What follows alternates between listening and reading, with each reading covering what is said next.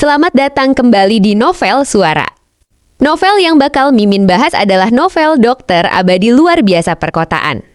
Di video kali ini, Mimin akan membahas bab 221 sampai bab ke-230. Sebelum melanjutkan ke isi novel, mari kita dengarkan ringkasan video kali ini. Bab ke-221. Video kali ini diawali dengan kabar buruk dari Fang Bai kepada keluarga Dong Fang mengenai hilangnya Ruhua. Merespons hal itu, Dong Fang Rushi segera bertindak. Di sisi lain, Fang Bai menyusuri jejak energi ke pegunungan dan menemukan 2 pengawal tewas secara misterius. Tanpa diduga, Ruhua ditemukan kritis di balik semak-semak. Fang Bai langsung menggunakan jarum 5 elemen demi menyelamatkan nyawanya. Di tengah kepanikan itu, sebuah rahasia raksasa mengenai potensi sejati tubuh pemuda tersebut justru terungkap. Bab ke-222. Melanjutkan kisah sebelumnya, Fang Bai menyadari potensi luar biasa dari fisik barunya yang sangat langka.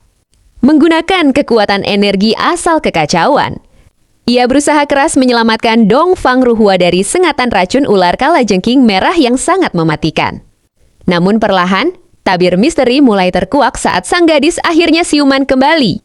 Kendati nyawa Dong Fang Ruhua berhasil diselamatkan, nasib kedua pengawalnya berakhir sangat mengenaskan tanpa sempat terselamatkan di tengah area pegunungan yang terasa sangat mencekam tersebut.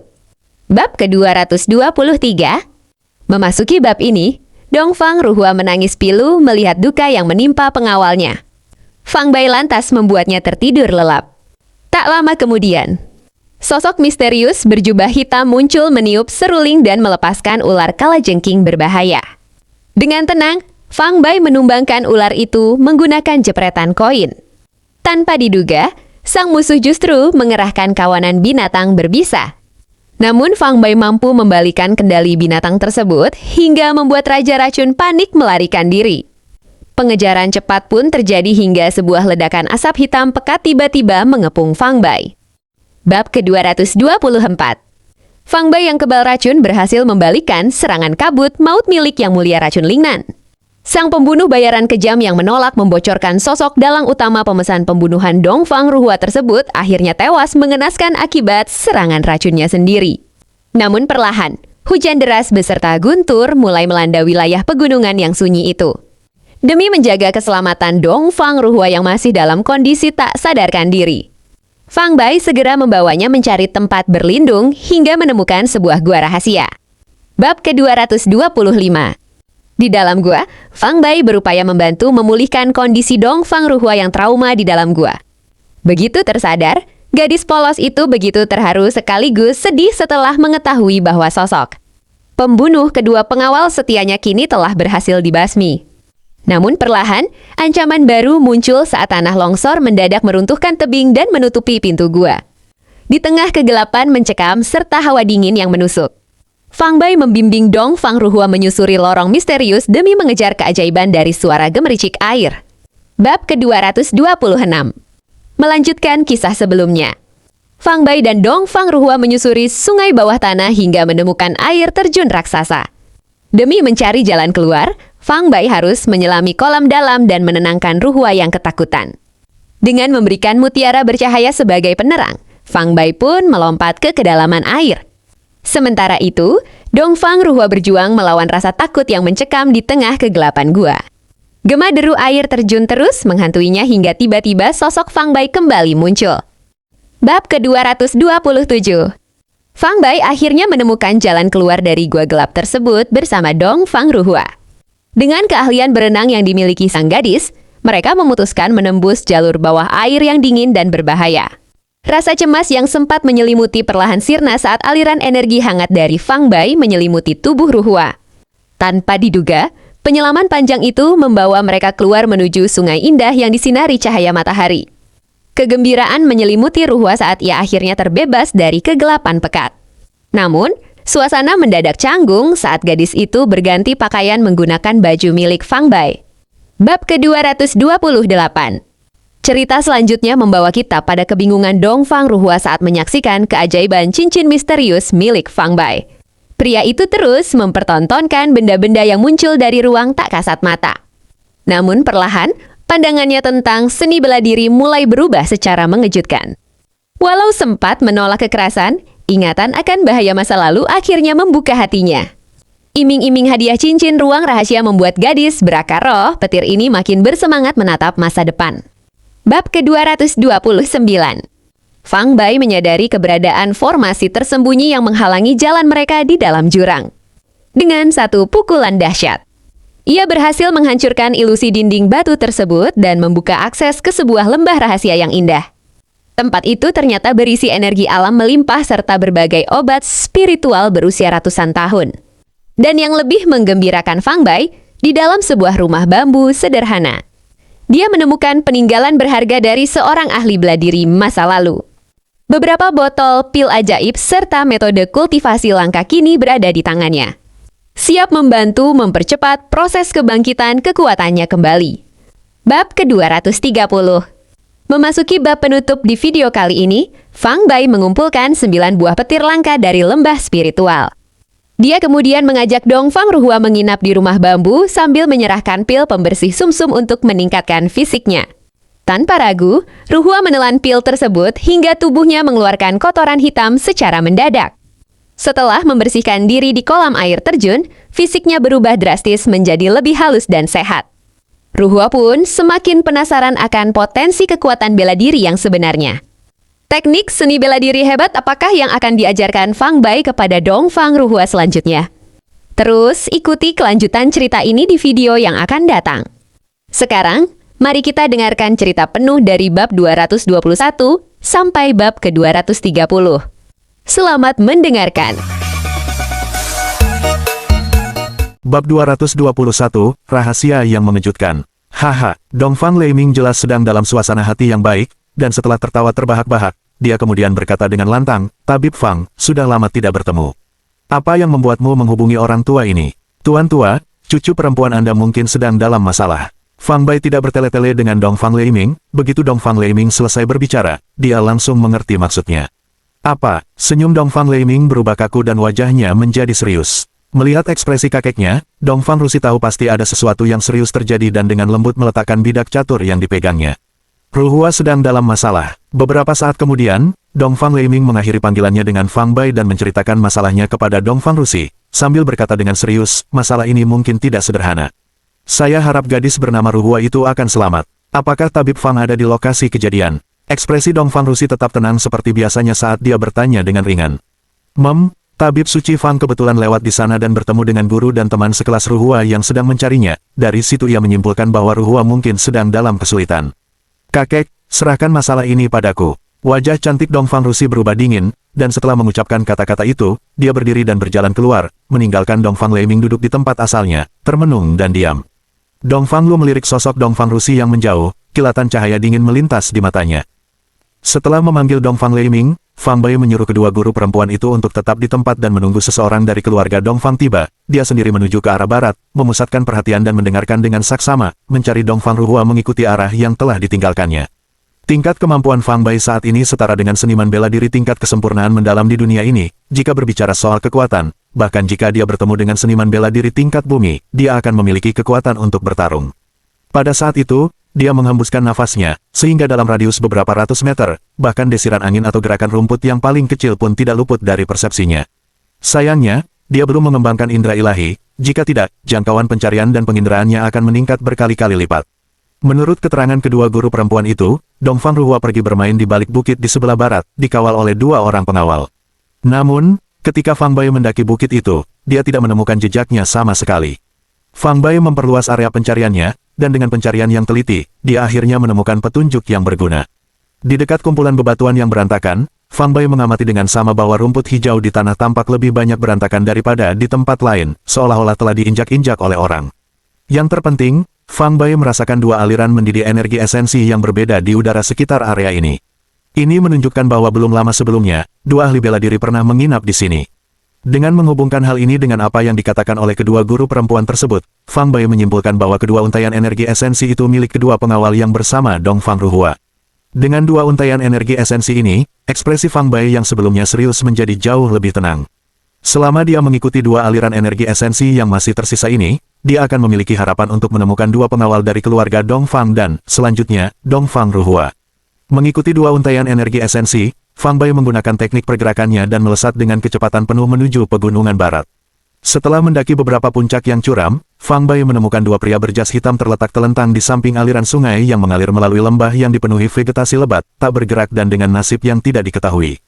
Jantung Fang Bai berdebar kencang, dan buruk muncul dalam dirinya. Dia menerapkan ke sisi kedua pria itu dan berjongkok untuk memeriksa mereka. Dia mendapati pupil mata mereka melebar, wajah mereka menghitam, dan mereka sudah tidak bernapas lagi. Kedua orang ini seharusnya adalah pengawal keluarga Dongfang. Anehnya, bagaimana mungkin mereka, dengan keahlian mereka, diserang dan dibunuh oleh ular berbisa? Fang Bai menemukan bekas gigitan yang jelas di kedua tangan pria itu dan dapat langsung mengetahui bahwa mereka diserang oleh ular berbisa. Yang membingungkan Fang Bai adalah, berdasarkan fluktuasi energi esensi di tempat kejadian, kedua orang yang terbunuh itu seharusnya adalah seniman bela diri tingkat menengah dari tingkat kuning. Bagaimana mungkin ular berbisa biasa dapat melukai seniman bela diri pengecut itu? Namun, kedua pria sebelum dia memang telah mengalami serangan ular berbisa dan mati karena racun yang ditimbulkan. Meskipun Fang Bai dipenuhi dengan berbagai keraguan dan kekhawatiran, kepeduliannya terhadap Dongfang Ruhua mendorongnya untuk mulai mencari di sekitar area tersebut. Akhirnya, di sebuah parit dangkal di sudut barat laut lembah, Fang Bai menemukan Dongfang Ruhua yang tertutup rumput pembohong dan kotoran. Dongfang Ruhua masih mengenakan gaya rambut kuncir dua khasnya, pakaiannya agak berantakan, menampilkan sedikit bagian pinggangnya yang ramping dan lembut. Namun, samar-samar warna hitam sudah muncul di kulitnya yang seputih salju. Jelas, seperti kedua pria itu, Dongfang Ruhua juga mengidap penyakit ular berbisa. Untungnya, keracunannya dalam waktu yang lebih singkat dan racunnya belum menyebar ke seluruh tubuhnya melalui darah. Detak jantung dan pernapasannya masih ada, meski sangat lemah sehingga hampir tidak terdeteksi. Fang Bai meraih tangan kiri Dongfang Ruhua dan memang melihat bekas gigitan ular berbisa yang jelas di pergelangan tangannya. Tidak ada waktu untuk disia-siakan, menyelamatkannya adalah suatu keharusan. Fang Bai segera melompat ke dalam parit, mengangkat Dongfang Ruhua yang hampir tak bernyawa, dan membaringkannya di sepetak rumput yang datar. Setelah ragu-ragu selama beberapa detik, Fang Bai kemudian melepaskan kaus merah muda dan celana jeans Dongfang Ruhua, meninggalkannya hanya mengenakan pakaian dalam, lalu memposisikan tubuhnya telentang di tanah. Cincin ruang angkasa itu berkilat, dan jarum 5 elemen berwarna putih, biru, hitam, merah, dan kuning muncul di antara jari-jari Fang Bai, yang kemudian dengan cepat ia memasukkan ke beberapa titik akupuntur penting di tubuh Dongfang Ruhua. Fang Bai menarik napas dalam-dalam dan mulai mengalirkan yuan sejati, terus-menerus mentransfer untaian yuan sejati melalui jarum 5 elemen, ke dalam tubuh Dongfang Ruhua. Saat yuan sejati melewati jarum-jarum itu, ia berubah menjadi 5 atribut yuan sejati yang berbeda, yang mulai menyebar di dalam tubuh Dongfang Ruhua sesuai dengan prinsip-prinsip pembangkitan timbal balik antara 5 elemen. Segala sesuatu di alam semesta tidak dapat dipisahkan dari yin yang dan 5 elemen, dan tubuh manusia pun tidak kecuali. Dengan menggunakan metode pembangkitan timbal balik antara 5 elemen, Fang Bai sekaligus mendetoksifikasi Dongfang Ruhua dan merawat tubuhnya. Dengan kemampuan Fang Bai saat ini, selama Oriental Ruhua masih memiliki nafas, dia bisa menyembuhkannya dan segera mengembalikannya ke kondisi semula. Sejak Fang Bai mengembangkan lautan Qi-nya dan melahirkan untaian yuan sejati, sebuah rahasia mendalam telah terbentuk di dalam pikiran. Setiap kali Fang Bai memikirkan rahasia ini, dia tak berdaya menahan rasa gelisah dan gemetar. Setelah Fang Bai terlahir kembali ke dalam tubuh ini melalui kerasukan, awalnya dia berpikir bahwa bentuknya yang lemah dan biasa-biasa saja, bahkan jika dikultivasi ulang, hampir tidak akan mencapai kekuatan puncak dirinya yang dulu. Namun, setelah Fang Bai mengembangkan lautan Qi-nya, dia terkejut menemukan bahwa tubuh lemah ini sebenarnya adalah tubuh sejati kekacauan, yang sangat langka, yang dihargai baik di dunia cakupan maupun alam abadi. Bab 222, Kau sudah bangun. Menurut pengetahuan Fang Bai, di dunia kultivasi dan alam abadi, berdasarkan jumlah akar spiritual bawaan yang dimiliki seorang kultivator, mereka dapat dibagi menjadi tubuh roh bawaan, tubuh suci luar biasa, tubuh abadi luo agung, tubuh ilahi kuno terpencil, dan tubuh sejati kekacauan. Masing-masing fisik ini lebih kuat dari yang sebelumnya, dan dalam perjalanan kultivasi, mereka juga melambangkan potensi untuk pencapaian yang lebih besar di masa depan. Seorang praktisi bela diri yang memiliki salah satu dari 5 akar spiritual elemen dikenal sebagai tubuh roh bawaan, dan praktisi bela diri seperti itu dapat dengan mudah memasuki alam bawaan. Seorang praktisi bela diri yang memiliki 2 dari 5 akar spiritual elemen dikenal sebagai tubuh suci luar biasa, dan praktisi bela diri seperti itu dapat mencapai pembentukan inti dan transformasi jiwa awal, possessing potensi tak terbatas. Seorang ahli bela diri yang memiliki 3 hingga 4 akar spiritual 5 elemen dikenal sebagai tubuh abadi luo agung, dan ahli bela diri seperti itu ditakdirkan untuk naik ke alam abadi, menjadi salah satu anggotanya, dan bahkan mungkin bagi mereka untuk mencapai status kaisar abadi.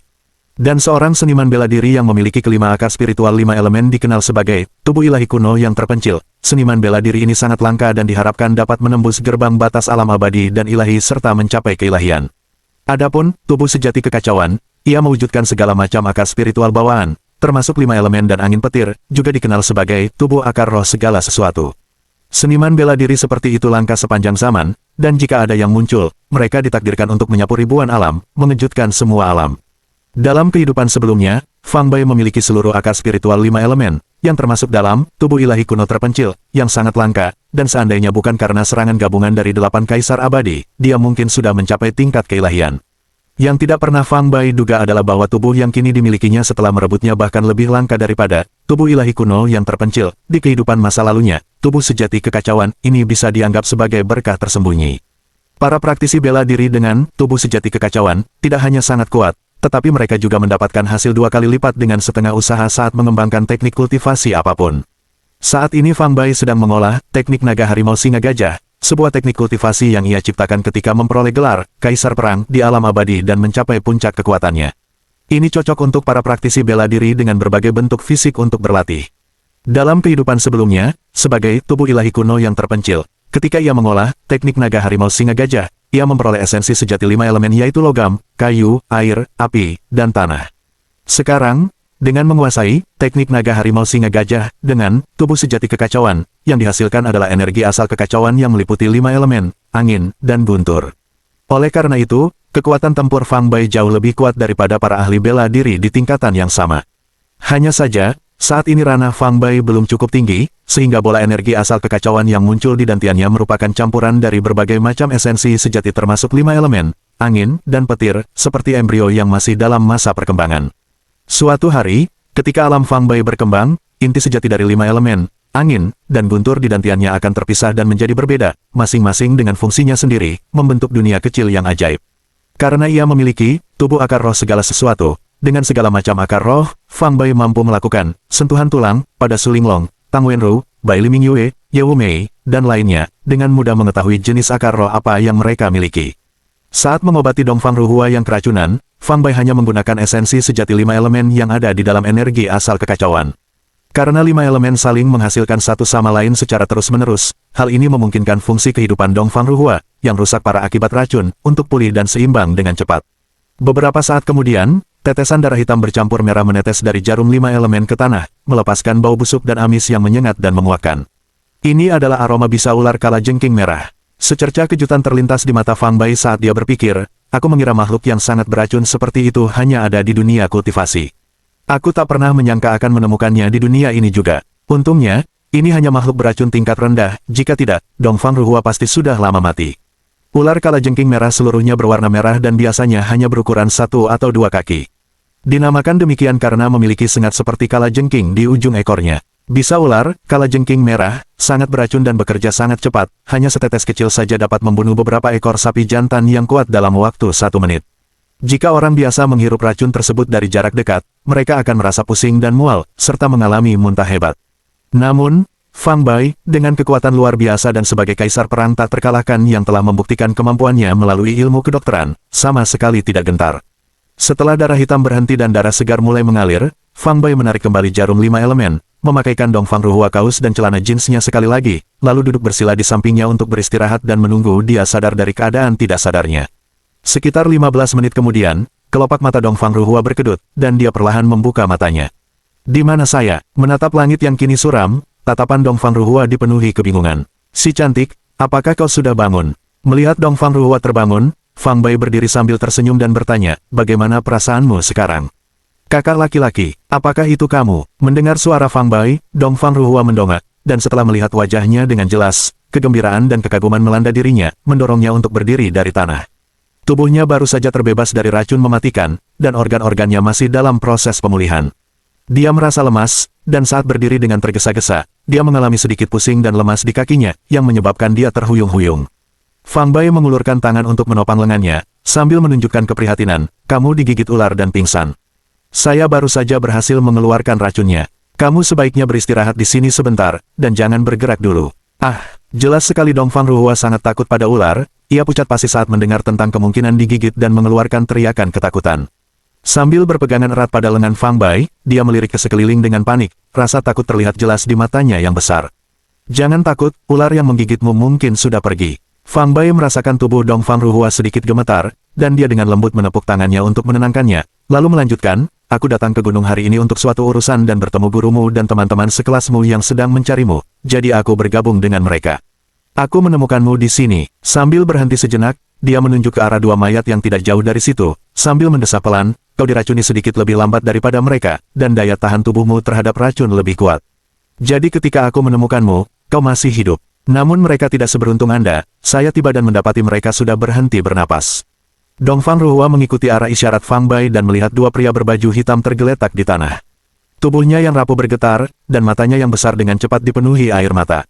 Mereka adalah pengawalmu, bukan? Fang Bai bertanya. Timur Ruhua mengangguk. Bagaimana kamu digigit ular? Fang Bai bertanya lebih lanjut. Aku tidak tahu. Saya meminta Paman Zhang dan Paman Wang untuk menemani saya ke sini untuk bersenang-senang. Tiba-tiba, terdengar teriakan dan jeritan panik dari mereka. Lalu semuanya menjadi gelap, dan saya kehilangan kesadaran. Dongfang Ruhua berkata dengan gemetar, matanya yang besar berkedip, dan air mata akhirnya tumpah. Bab 223, Yang Mulia Racun Lingan. Paman Zhang dan Paman Wang, yang disebut Dongfang Ruhua adalah pengawal yang secara khusus ditugaskan kepadanya oleh Dongfang Leiming, yang bertugas menjaga keselamatan pribadinya. Kematian mereka sangat menyedihkan Dongfang Ruhua. Kematian Paman Zhang dan Paman Wang adalah kesalahan saya. Seandainya aku tidak bersikeras mereka membawaku ke sini untuk bermain, mereka pasti masih hidup, aku, terisak-isak asteris. Semakin Dongfang Ruhua berbicara, semakin sedih dia, air mata jatuh seperti untaian mutiara yang putus. Di keluarga kaya seperti keluarga Dongfang, adalah hal biasa bagi pengawal untuk terluka atau terbunuh, dan hanya sedikit orang yang akan berduka atas mereka. Melihat Dongfang Ruhua menangis terseduh-seduh atas kematian dua pengawal, Fang Bai tahu bahwa dia adalah gadis yang memiliki perasaan dan kesetiaan yang mendalam, dan dia tidak bisa menahan diri untuk tidak mengaguminya secara diam-diam. Terlalu banyak menangis tidak baik untuk kesehatanmu, sebaiknya kamu tidur siang dulu. Fang Bai berbisik di telinga Dongfang Ruhua lalu dengan lembut menekan jarinya di tubuhnya. Ia merasakan kelopak matanya semakin berat, dan dengan bantuan Fang Bai, ia ambruk ke tanah, dan dengan cepat tertidur lelap. Fang Bai mengeluarkan ponselnya, hendak menghubungi Dongfang Leiming untuk meminta seseorang datang membawa Dongfang Ruhua pergi dan mengurus mayat kedua pengawal itu, ketika tiba-tiba ia tersadar. Dia berdiri, melihat ke arah sisi timur lembah, dan melihat sesosok berjubah hitam muncul di punggung gunung yang berjarak ratusan meter. Yang satu berdiri di punggung gunung dan yang lainnya di lembah, saling berhadapan dari kejauhan. Meskipun mereka berjauhan, Fang Bai masih bisa samar-samar merasakan niat membunuh yang dingin dan intens yang terpancar dari pria berjubah hitam itu. Dia adalah seniman bela diri tingkat tinggi dari level mendalam. Pria berjubah hitam itu adalah salah satu individu terkuat yang pernah ditemui Fang Bai sejak kelahirannya kembali. Kemunculannya tiba-tiba, dan dengan niat membunuh yang dibawanya, ditambah dengan insiden yang melibatkan ular kalajengking merah, dan kemalangan Dongfang Ruhua, Fang Bai menduga pria berjubah hitam itu kemungkinan terkait dengan urusan ini. Rambut pria itu panjang dan acak-acakan, seolah-olah tidak pernah disisir, hampir menutupi sebagian besar wajahnya. Mata kecilnya yang berbentuk segitiga memancarkan cahaya yang menyeramkan, menatap Fang Bai dan Dongfang Ruhua yang sedang tidur di lembah. Ketika pandangan Fang Bai tertuju pada pria berjubah hitam itu, dia tampak serius, dan matanya berkilat tajam. Dia perlahan mengangkat tangannya dan menempelkan seruling bambu ke mulutnya, lalu meniupnya dengan lembut. Suara seruling bambu itu tajam dan bergema di seluruh pegunungan. Fang Bai mengerutkan kening, memperhatikan bahwa melodi seruling pria berjubah hitam itu sedikit mirip dengan kitab penjinakan binatang miliknya. Kurang dari 10 detik setelah seruling mulai dimainkan, Fang Bai mendengar suara ses di dekat telinganya. Dia mengamati dengan saksama dan melihat seekor ular merah kecil sepanjang 2 kaki dengan ekor seperti kalajengking, mendekat dengan cepat, sementara tumbuh-tumbuhan layu saat ular itu lewat. Sepertinya ular kalajengking merah inilah yang menggigit Dongfang Ruhua. Fang Bai mengamati ular kalajengking merah yang mendekat dengan cepat, matanya berbinar dingin. Tiba-tiba, suara seruling menjadi lebih mendesak, dan kecepatan ular kalajengking merah juga meningkat. Hanya 2 meter dari Fang Bai, ular kalajengking merah tiba-tiba melompat ke udara dan menerkam Fang Bai, begitu cepat sehingga hanya terlihat bayangan merah yang samar. Tidak heran jika kedua pengawal keluarga Dongfang tewas, dengan ular kalajengking merah yang bergerak secepat ini, mereka tidak akan punya waktu untuk bereaksi sebelum digigit dan diracuni, pikir Fang Bai. Saat ular kalajengking merah mendekatinya, ia mencibir, menjentikkan tangan kanannya, dan muncul kilauan terang, itu adalah koin 1 yuan. Ular kalajengking merah itu cepat, tetapi tidak sebanding dengan koin yang dilemparkan oleh Fang Bai. Desir, dengan suara lembut, koin itu terbang keluar disertai suara siulan, menembus kepala dan tubuh segitiga ular kalajengking merah, membelahnya menjadi 2 dengan rapi. Kepala dan tubuh ular kalajengking merah jatuh ke tanah, dan setelah beberapa kali berkedut, ia tergeletak tak bergerak. Melihat kematian ular kalajengking merah, yang telah ia besarkan dengan susah payah dan segenap tenaga, pria berjubah hitam yang berdiri di punggung bukit yang jauh itu mengeluarkan ratapan yang menyayat hati. Seekor ular saja berani-beraninya menindasku. Sungguh lancang. Fang Bai mencibir, melangkah mendekati Dongfang Ruhua, sedikit membungkuk, mengulurkan tangan kirinya untuk meraihnya dan menggendongnya di bawah lengannya, lalu berjalan menuju punggung gunung tempat pria berjubah hitam itu berdiri. Menyaksikan kecepatan Fang Bai, mata pria berjubah hitam itu menunjukkan ekspresi terkejut saat dia meniup seruling bambu sekali lagi. Mengikuti suara seruling, sejumlah besar ular berbisa, kalajengking, tawon, katak, dan makhluk berbisa lainnya muncul dari rerumputan dan pepohonan di jalan Fang Bai, seolah-olah semua makhluk berbisa di gunung itu telah berkumpul di sana untuk menghalangi jalannya. Tipuan yang tidak berarti, berani-beraninya kalian mempermalukan diri sendiri di hadapan saya. Fang Bai tidak menghentikan langkahnya dan mengeluarkan serangkaian lolongan bernada tinggi dan rendah, kitab penjinak binatang, yang ia gunakan untuk menundukkan dan memerintah makhluk-makhluk di bumi. Makhluk-makhluk berbisa di pegunungan, yang sebelumnya siap menyerang Fang Bai di bawah perintah suara seruling, kini berbalik dan menyerbu pria berjubah hitam itu setelah mendengar lolongan Fang Bai. Pria berjubah hitam itu bermandikan keringat dingin saat ia menyaksikan binatang-binatang berbisa berkerumun dari segala arah.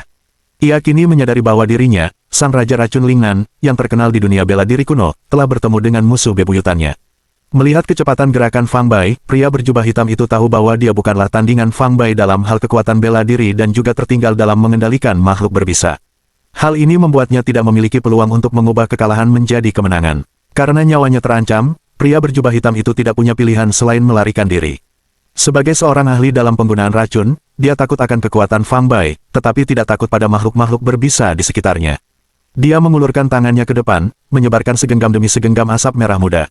Kemanapun asap itu menyentuh, makhluk-makhluk berbisa itu berhamburan, memberi jalan baginya. Pria berjubah hitam itu melompat menerobos kepungan makhluk-makhluk berbisa dan melarikan diri menuju pegunungan yang dalam, jubah hitamnya yang lebar berdesir tertiup angin kencang yang datang. Meskipun Fang Bai menggendong seseorang di bawah lengannya, kecepatan larinya masih jauh lebih cepat daripada pria berjubah hitam itu, dan kakinya hampir tidak menyentuh tanah, seolah-olah terbang di udara. Jika ada praktisi bela diri di sana, mereka pasti akan terkejut menyaksikan pemandangan seperti itu. Di dunia ini, banyak seniman bela diri dengan tingkat kultivasi mencapai peringkat mendalam mampu melangkah di atas salju tanpa meninggalkan jejak atau bahkan melayang di udara untuk waktu singkat, tetapi seseorang seperti Fang Bai yang mampu mempertahankan durasi melayang di udara yang begitu lama tanpa menyentuh tanah adalah hal yang sangat langka. Energi asal kekacauan yang dikultivasikan Fang Bai dalam teknik naga harimau singa gajah, meskipun belum mencapai ranah abadi dan tak habis-habisnya, beberapa kali lebih mendalam dan tahan lama daripada Yuan sejati para seniman bela diri pada peringkat yang sama. Justru dengan dukungan Yuan sejati yang dahsyat inilah dia mampu melayang di udara tanpa menyentuh tanah. Pria berjubah hitam itu belum sampai di kaki gunung ketika tiba-tiba ia melihat sesuatu yang buram di depannya. Fang Bai, yang sebelumnya berada ratusan meter jauhnya, tiba-tiba muncul seperti hantu tepat di depannya, menghalangi jalan keluarnya. Pria berjubah hitam itu menarik napas tajam, matanya berkilat penuh keganasan. Saat dia menerjang ke depan, tangan kanannya bergerak cepat, dan sebuah objek bulat berwarna hitam melesat keluar dari tangannya. Ledakan, benda bulat hitam itu meledak di depan Fang Bai, menyelimutinya dalam asap hitam pekat, seperti tinta. Bab 224, ambil uang orang, hilangkan malapetaka mereka. Kepulan asap beracun itu dibuat oleh pria memandang hitam dari ekstrak lebih dari kafein zat beracun, yang sangat ganas sehingga sentuhan ringan pun bisa berakibat fatal. Sebagian besar rumput dan pepohonan di sekitar Fang Bai terpengaruh oleh asap beracun, seolah-olah vitalitasnya langsung terkuras, berubah menjadi kuning kusam. Fang Bai memiliki tubuh sejati kekacauan, sebuah fisik yang sangat langka dan kuat sehingga hampir tidak terlihat bahkan di dunia embrio atau alam abadi. Dengan fisik yang kokoh dan hampir tak terkalahkan, dilindungi oleh energi asal kekacauan di dalam dirinya, dan secara alami kebal terhadap semua racun. Fang Bai mentransfer sedikit ruyuan miliknya ke tubuh Dongfang Ruhua untuk melindunginya dari racun, lalu dia perlahan-lahan keluar dari kepulan asap beracun yang semakin mendekat. Jika kamu masih punya trik lain, tunjukkan sekarang juga, kalau tidak kamu tidak akan punya kesempatan. Fang Bai menatap pria berjubah hitam itu dengan ekspresi mengejek dan berkata dengan nada sinis. Siapa kamu? Pria berjubah hitam itu mundur beberapa langkah, menatap Fang Bai dengan dingin seperti ular berbisa, dan bertanya dengan suara serak. Pria membayangkan hitam itu percaya diri dengan kekuatan, tak berkompetisi dalam ilmu racun, berkuasa di dunia bela diri kuno, jarang bertemu tandingan. Dia tidak bisa memahami mengapa pemuda memandang tampan ini, yang bukan hanya seorang ahli bela diri tetapi juga lebih kuat darinya, benar-benar membingungkannya. Kamu tidak perlu khawatir tentang siapa aku. Yang sebenarnya ingin saya ketahui adalah, siapakah Anda? Fang Bai membalas dengan pertanyaan balik. Akulah yang mulia racun Lingnan. Pria yang memandang hitam itu, yang kini menyadari bahwa Fang Bai lebih kuat darinya, berbicara dengan hati yang lebih rendah, menunjukkan rasa waspada.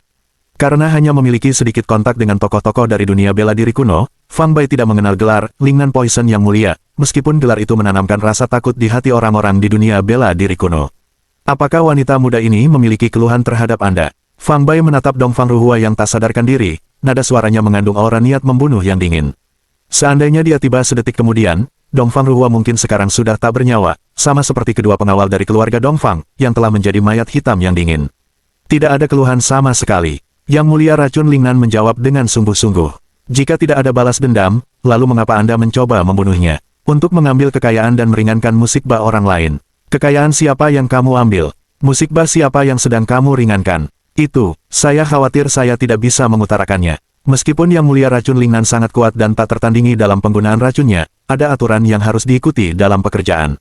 Jika dia berani memimpikannya orang di balik layar, reputasinya akan hancur total, dan siapa yang akan mempekerjakannya setelah itu? Melihat niat membunuh di mata Fang Bai, Yang Mulia Racun Lingnan merasa ketakutan, dan buru-buru berkata, kita adalah praktisi jalan yang sama.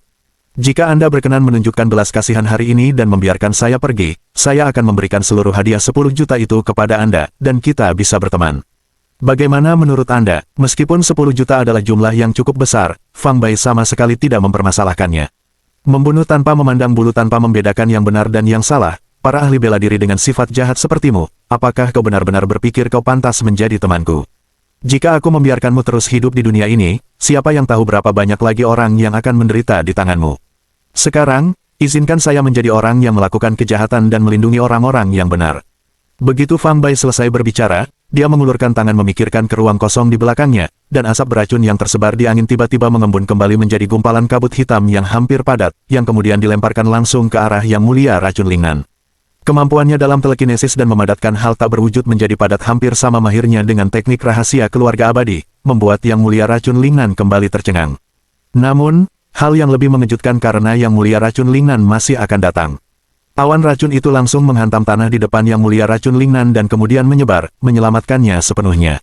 Yang Mulia Racun Lingnan tidak punya waktu untuk meminum penawar racun, jadi dia hanya bisa melindungi dirinya dengan esensi sejati pelindung, berharap untuk menahan kabut racun dan menghindari kontak dengan tubuhnya, lalu menunggu hingga kabut itu menghilang dengan sendirinya. Di masa lalu, ketika Yang Mulia Racun Lingnan menggunakan esensi sejati pelindung, dia bisa tetap tidak terluka oleh angin dan hujan. Namun, awan racun yang dikeluarkan dari tangan Fang Bai seolah mampu menembus segalanya, dengan cepat melarutkan esensi sejati pelindungnya dan menyebabkan tubuhnya kehilangan penghalang pertahanan, membuatnya langsung terpapar serangan kabut racun tersebut. Tingkat toksisitas awan racun ini lebih dari 10 kali lipat lebih kuat dari racun ular kalajengking merah. Tanpa penawar dan setelah kehilangan perlindungan esensi sejati, saat tubuh Yang Mulia Racun Lingnan bersentuhan dengan kabut racun, kulitnya berubah menjadi hijau kehitaman, dan ia mulai membusuk dengan kecepatan yang terlihat oleh mata telanjang, mengeluarkan bau daging terbakar. Selamatkan aku, selamatkan aku, selamatkan, teriaknya tak mampu menahan tangis. Bola mata Lingnan Poison Yang Mulia memelotot putus asa saat dia berteriak, menggaruk-garuk tubuhnya dengan panik. Tak lama kemudian, jubah hitamnya robek berkeping-keping, dan tidak ada satupun bagian kulitnya yang utuh, yang kemudian ia garuk hingga berdarah, menampilkan pemandangan yang mengerikan. Awalnya, darah segar mengalir dari tubuhnya, tetapi kemudian berubah menjadi hitam. Fang Bai menyaksikan semua yang terjadi di hadapannya dengan mencetak dingin, tanpa menunjukkan sedikit pun rasa iba atau simpati. Baginya, mereka yang membunuh orang tak bersalah telah kehilangan kemanusiaannya dan pantas mati. Hanya dalam 1 menit, ketidaknyamanan Yang Mulia Racun Lingnan berubah dari tinggi menjadi rendah, semakin lama semakin lemah hingga akhirnya berhenti. Fang Bai melangkah menuju mayat Lingnan Poison Yang Mulia yang hancur dan dengan santai melemparkannya terbang dengan satu pukulan telapak tangan, mendaratkannya beberapa meter jauhnya di parit yang jauh untuk mencegah ketakutan Dongfang Ruhua saat bangun dan melihatnya. Langit yang sudah suram kini menjadi lebih gelap, dan tiba-tiba angin bertiup kencang. Guntur mulai bergemuruh di antara awan tebal. Hujan deras yang sudah lama dinantikan akhirnya turun dari langit. Dengan tingkat mengetuk Fang Bai saat ini, selama dia mengalirkan esensi sejati untuk menciptakan perisai ki di sekelilingnya, dia bisa mencegah tetesan hujan menyentuhnya. Dia bahkan tidak akan membasahi setitik pun tubuhnya dalam perjalanan kembali ke halaman dari lembah. Namun, kini ada Dongfang Ruhua yang masih belum sadar dan membutuhkan perawatan. Jika Fang Bai menggunakan perisai energi esensi untuk melindungi mereka berdua secara bersamaan, konsumsi esensi sejati akan berlipat ganda. Mereka mungkin tidak meninggalkan wilayah pegunungan sebelum esensi sejati Fang Bai habis. Jika itu terjadi, mereka akan basah kuyup karena hujan. Fang Bai, dengan tubuhnya yang unik dan fisiknya yang tangguh, tidak akan rusak oleh hujan deras. Namun Dongfang baru saja terbebas dari racun serius, dan tubuhnya dalam keadaan lemah. Dia berpotensi jatuh sakit parah karena hujan. Oleh karena itu, saat hujan deras mulai turun, Fang Bai memutuskan untuk terlebih dahulu mencari tempat berteduh dari hujan. Tidak akan terlambat untuk melanjutkan setelah hujan berhenti atau intensitasnya berkurang. Fang Bai menciptakan perisai energi esensi dengan esensi sejati untuk sementara melindungi dirinya dan Dongfang Ruhua agar tidak basah. Kemudian, dia melihat sekelilingnya, berharap menemukan tempat yang bisa memberikan perlindungan dari angin dan hujan. Yang mengejutkan Fang Bai, terdapat sebuah gua terpencil di sisi utara lembah. Pintu masuknya tersembunyi oleh beberapa tanaman rambat tebal dan beberapa gulma, sehingga sulit ditemukan tanpa pemeriksaan yang cermat. Fang Bai mengangkat Dongfang Ruhua, gerakannya secepat kilat. Dia menerobos tirai hujan lebat, menempuh jarak ratusan meter dalam sekejap, dan memasuki gua. Gua itu luas dan dalam, dan tidak jelas kemana arahnya. Melihat sebuah batu yang bersih dan rata di dekat pintu masuk, Fang Bai mengeluarkan 2 potong pakaian dari cincin spasialnya. Dia membentangkan kain yang lebih tebal di atas batu dan dengan lembut membaringkan Oriental Ruhua di atasnya, lalu dengan santai meletakkan kain yang lain di atas tubuhnya. Bab 225, Tanah Longsor. Badai itu sangat dahsyat dan tidak menunjukkan tanda-tanda akan berhenti dalam waktu dekat.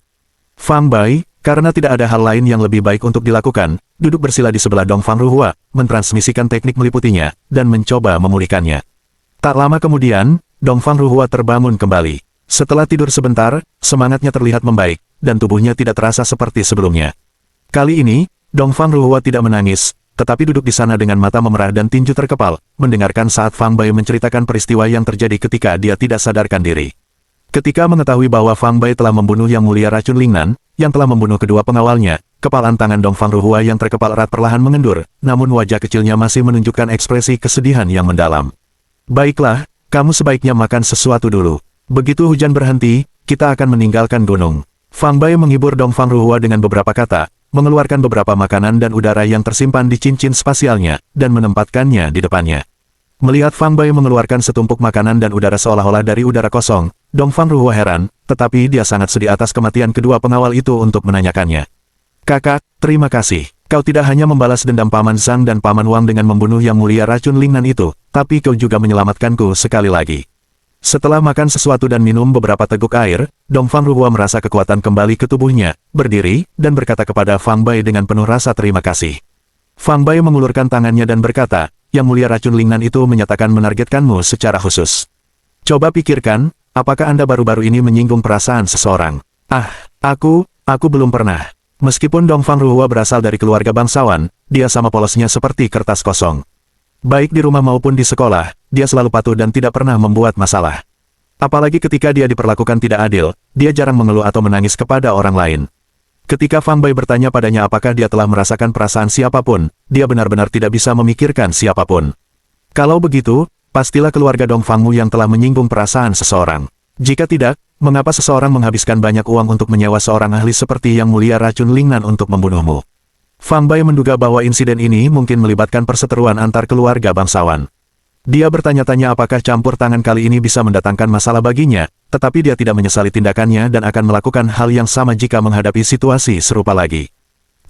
Tepat pada saat itu, terdengar suara keras dari luar gua, diikuti oleh sesuatu yang seolah-olah tiba-tiba turun deras, sepenuhnya menghalangi pintu masuk.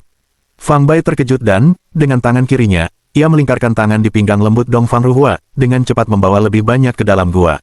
Setelah berlari beberapa puluh meter, Fang Bai berhenti dan menoleh ke belakang, hanya untuk melihat bahwa tempat mereka berdiri tadi kini sepenuhnya tertutup oleh tanah longsor. Hampir saja, melihat banyaknya aliran lumpur yang mengalir ke dalam gua, Fang Bai tak kuasa menahan keringat dingin. Meskipun Fang Bai kuat, dia belum mampu menandingi kekuatan alam. Saat menghadapi tanah longsor, dia tidak punya pilihan selain melarikan diri.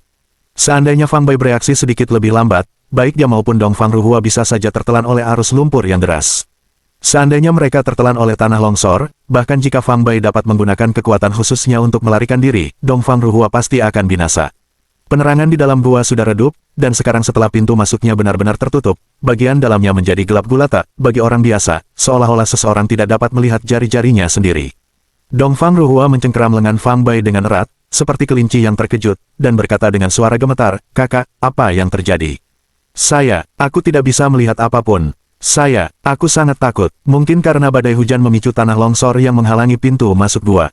Jangan khawatir, dengan kakak di sini, semuanya pasti akan baik-baik saja.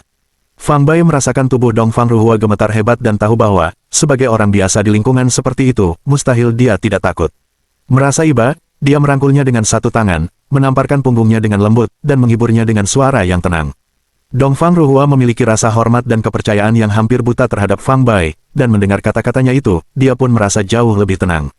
Kepala kecilnya bersandar di dada Fang Bai, lengannya melingkari pinggangnya dengan erat, menghirup aroma yang terpancar darinya.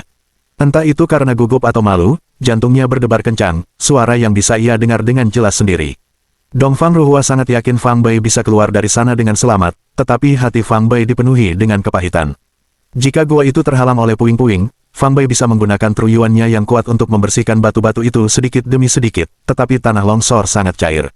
Jika Anda membersihkan sebagian, lebih banyak lagi yang mungkin akan masuk, sehingga mustahil untuk membersihkannya. Saat ini, mereka berdua hanya punya dua cara untuk keluar. Pertama, menunggu seseorang membersihkan longsoran lumpur dari luar. Kedua, mencari jalan keluar lain. Mengingat mereka sudah berada jauh di pegunungan, di mana mesin-mesin besar tidak dapat dijangkau, metode pertama tidak mungkin dilakukan, itu berarti mereka harus mencari jalan keluar lain. Namun, apakah gua ini memiliki jalan keluar lain? Fang Bai melirik ke bagian terdalam gua, lalu, sambil menggenggam tangan kecil Dongfang Ruhua, perlahan meraba ke depan, sambil berdoa dalam hati. Jika mereka tidak dapat menemukan jalan keluar, dia dan Dongfang Ruhua hanya bisa menunggu kematian di gua ini. Fang Bai tidak takut mati, tapi dia tidak tahan membayangkan seorang gadis di masa mudanya yang indah seperti Dongfang Ruhua akan berbaring. Dongfang Ruhua mengikuti Fang Bai dari dekat, tangannya menggenggam erat tangan kirinya, takut jika ia melepaskan genggamannya bahkan sedetik pun, Fang Bai akan lenyap dalam kegelapan. Gua itu diselimuti kegelapan, dia bahkan tidak bisa melihat siluet Fang Bai. Jantungnya berdebar kencang, setiap beberapa langkah ia memanggil, "Kakak," dan baru setelah mendapat jawaban dari Fang Bai ia merasa tenang. Gua itu sepertinya tak berujung, mereka berbelok ke kiri, ke kanan, dan berjalan selama lebih dari 1 jam tanpa melihat jalan keluar. Di luar sedang puncak musim panas, sangat panas tidak terkoneksi, tetapi di dalam gua sangat dingin, dan semakin dalam mereka masuk, semakin tidak terkoneksi rasanya, seolah-olah mencapai jauh ke dalam inti bumi. Awalnya, Dongfang Ruhua tidak merasa kedinginan, tetapi kemudian, dia merasakan hawa dingin menusuk tubuhnya, dan dia tidak berdaya menahan dirinya untuk tidak mengotak-atik. Fang Bai mentransfer seuntai energi asal kekacauan miliknya ke Oriental Ruhua, yang mengandung inti sejati sistem api dari 5 elemen, sehingga efektif mengusir hawa dingin. Dongfang Ruhua merasakan aliran udara mengalir melalui telapak tangan dan masuk ke tubuhnya, menghangatkannya secara menyeluruh, sebuah perasaan nyaman yang tak terlukiskan. Dia menduga ini pasti Fang Bai yang membantu secara diam-diam, dan kekagumannya semakin dalam. Beberapa ratus meter di depan, telinga Fang Bai terangkat saat ia samar-samar mendengar suara, gemericik, aliran air. Ternyata surga tidak meninggalkan mereka. Dengan gembira, Fang Bai sekali lagi memeluk pinggang Dongfang Ruhua dan bergerak maju bersamanya. Di mana ada aliran air, di situ ada jalan keluar. Selama mereka mengikuti arah aliran air, ada kemungkinan mereka bisa melarikan diri ke dunia luar. Bab 226, Ruhua tidak takut. "Kakak, bolehkah kita keluar sekarang?" Meskipun Fang Bai tidak berbicara, Dongfang Ruhua dapat merasakan kegembiraannya, sehingga suasana hatinya pun ikut membaik. "Ya, kita bisa keluar sekarang." Diliputi kegembiraan, Fang Bai tak kuasa menahan diri untuk tidak meraung panjang dan mempercepat lajunya ke depan. Semakin jauh mereka melangkah, semakin keras suara air terdengar. Sesaat kemudian, terbentang sungai bawah tanah selebar beberapa meter di hadapan mereka. Sungai itu tidak terlalu dalam, dan beberapa batu bahkan menjorok keluar dari tengahnya, menghasilkan suara desir yang keras saat air yang deras menghantamnya. Dengan pantulan dari dinding, suara air akan terus bergema di telinga mereka. Fang Bai memeriksa arah aliran air dan memimpin Dongfang Ruhua menyusuri tepi sungai Sara dengan arus sungai yang mengalir ke hilir. Meskipun tepian sungai sangat licin dan dipenuhi kerikil, sehingga sulit untuk dilalui, Fang Bai bergerak seolah-olah sedang terbang, seolah-olah dia berjalan di tanah datar. Mereka tidak tahu berapa lama waktu berlalu ketika tiba-tiba tepian sungai di depan mereka menurun curam, dan suara gemuruh yang keras terdengar hingga ke telinga mereka. Saat mendekat, mereka menemukan air terjun bawah tanah yang menakjubkan. Dongfang Ruhua tidak dapat melihat sekelilingnya dengan jelas, wajahnya pucat pasi saat mendengar deru air, dan dia semakin erat berpegangan pada Fang Bai. Di bawah air terjun terdapat sebuah kolam besar. Fang Bai melihat air terus mengalir ke dalamnya, tetapi kolam itu selalu tetap pada ketinggian yang sama, menunjukkan bahwa pasti ada dunia lain di bawahnya, mungkin terhubung dengan sungai di luar. "Ruhua, apakah kamu mempercayaiku?" Fang Bai menoleh dan bertanya kepada Dongfang Ruhua menggunakan metode transmisi suara kondensasi benang. "Mehem." Meskipun suara air bergemuruh, Dongfang Ruhua mendengar Fang Bai dengan sangat jelas. Meskipun dia tidak mengerti mengapa dia menanyakan hal itu, dia mengangguk dengan antusias. "Baiklah, dengarkan, medan di depan agak rumit. Saya akan pergi dan melakukan pengintaian terlebih dahulu, lalu kembali untuk memandu Anda. Bisakah kamu berdiri di sini dan tidak bergerak sampai aku kembali? Oke. Sambil berbicara, Fang Bai meletakkan tangannya di bahu Dongfang Ruhua dengan nada memberi semangat. Aku tahu kau gadis yang berani, kuat, dan tak kenal takut. Benar, sekarang ucapkan dengan lantang pada diri sendiri, Ruhua, jangan takut. Fang Bai tahu Dongfang Ruhua adalah orang yang penakut dan akan takut jika ditinggal sendirian, tetapi untuk menemukan jalan keluar dengan lebih lancar, dia harus menjelajahi jalan itu terlebih dahulu. Seandainya Dongfang Ruhua adalah seorang seniman bela diri, Fang Bai mungkin akan membawanya bersamanya, tetapi dia hanyalah seorang gadis biasa yang rapuh. Membawanya ikut serta justru bisa mengalihkan perhatiannya jika mereka menghadapi bahaya. Ketika Dongfang Ruhua mendengar Fang Bai akan meninggalkannya, dia sangat takut hingga hampir menangis. Namun, beberapa kata terakhir Fang Bai memberinya sedikit keberanian. Dia berpikir jika dia terlihat sangat ketakutan, Fang Bai mungkin akan memandang rendah dirinya, dan kemudian dia tidak akan menyukainya. Fang Bai adalah idola utama Dongfang Ruhua, dan kekuatan seorang idola tidak terbatas. Dalam kegelapan, Dongfang Ruhua membusungkan dadanya yang mulai tumbuh, dan matanya yang cerah memancarkan cahaya yang tegas. Ruhua, tidak takut. Meskipun suaranya bergetar, Dongfang Ruhua tetap berhasil mengucapkan keempat kata tersebut. Sangat bagus. Untuk meredakan rasa takut di hati Dongfang Ruhua, dia dengan lembut membelai hidung mungilnya dan berkata sambil tersenyum, setelah kita keluar kali ini, aku akan memberimu beberapa mutiara bercahaya lagi. Saat berbicara, dia tiba-tiba menepuk pahanya dan berseru, oh tidak, bagaimana mungkin aku melupakan mutiara bercahaya. Dalam kegelapan, seberkas cahaya samar memancar dari cincin spasial, diikuti oleh dua mutiara bercahaya, masing-masing sebesar telur ayam, yang muncul di tangan Fang Bai. Seketika itu, area dalam radius selusin meter menjadi terang benderang seolah-olah di siang hari. Kedua mutiara bercahaya itu diambil dari cincin ruang Fang Bai. Beberapa saat yang lalu, ketika mereka menghadapi tanah longsor, Fang Bai begitu bersemangat untuk menemukan jalan keluar sehingga dia lupa bahwa mutiara bercahaya itu dapat digunakan untuk penerangan. Selain itu, mutiara bercahaya memiliki karakteristik, semakin gelap tempatnya, semakin terang cahaya yang dipancarkannya, sehingga sangat cocok untuk penerangan di gua yang gelap gulita dan dingin ini. Untuk sementara, peganglah kedua mutiara bercahaya ini. Begitu kita keluar, mereka akan menjadi milikmu. Fang Bai memandang wajah kecil Dongfang Ruhua yang lembut dan cantik yang diterangi oleh cahaya mutiara bercahaya, lalu tersenyum sambil menyelipkan kedua mutiara itu ke tangan kecilnya. Dongfang Ruhua takut gelap, tetapi sekarang dengan adanya cahaya, dia dapat melihat sekelilingnya dengan jelas, dan ekspresinya tampak jauh lebih rileks. Mutiara-mutiara itu juga mengandung sedikit energi spiritual, jadi ketika dia memegangnya, rasanya seperti mandi di mata air panas, mengusir semua rasa dingin. Mungkin senyuman Fang Bai lah yang membuatnya berani, tetapi Dongfang Ruhua tiba-tiba mengumpulkan keberanian dan berkata, kakak, aku akan menunggumu di sini. Kamu harus segera kembali, iya. Ruhua, bagus sekali. Fang Bai mengacungkan jempol kepada Dongfang Ruhua, menyuruhnya duduk di tempat datar yang jauh dari tepi tebing air terjun, memberinya makanan dan minuman, lalu menatapnya dalam-dalam sebelum berbalik dan berjalan ke tepi tebing air terjun, tempat dia melompat. Tebing air terjun itu hampir 30 meter di atas kolam air di bawahnya, dan melompat dari ketinggian ini ke dalam air sangat berbahaya bagi orang biasa, tetapi bagi Fang Bai, itu bukanlah masalah sama sekali. Memercikkan, Fang Bai melompat dari tebing air terjun setinggi 30 meter, dan ketika tubuhnya memasuki air, ia hanya menimbulkan percikan kecil. Kemudian sosoknya menyelam ke dasar kolam air, lenyap dalam sekejap. Dongfang Ruhua, bagaimanapun juga, hanyalah seorang gadis berusia 15 tahun.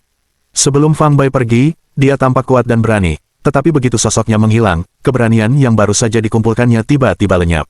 Dinginnya dinding gunung di sekelilingnya, deru air yang memekakkan telinga, dan kegelapan tak berujung di kejauhan membuatnya merasakan kesepian yang belum pernah terjadi sebelumnya, dan sekali lagi rasa takut menghampirinya.